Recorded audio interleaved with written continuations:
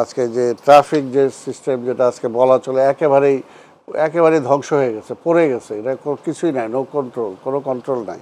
তো জনজীবনে তো এটা অশান্তি নিয়ে আসতেছে, এবং এই অশান্তিটা তো একসময় আবার জনগণের মধ্যে যে ভাই এতদিন হয়ে গেল এখনও কিছু হচ্ছে না।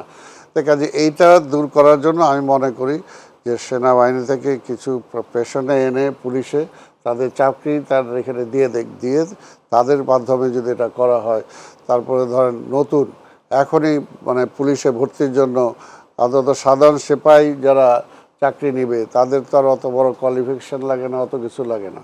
শারীরিক সুস্থতা এবং আদার্স এগুলো দেখে একটা শর্ট টার্মে ট্রেনিং দিয়ে অন্তত, এখন তো অনেক বেকার যুবক আছে, এবং এই যে আন্দোলনে যে সমস্ত ছাত্ররা অংশগ্রহণ করেছে, আজকে সব পর্যায় থেকেই এনে আজকে পুলিশ বাহিনীটাকে যত দ্রুত সম্ভব এটাকে পুনর্গঠন, রিফর্ম করা উচিত।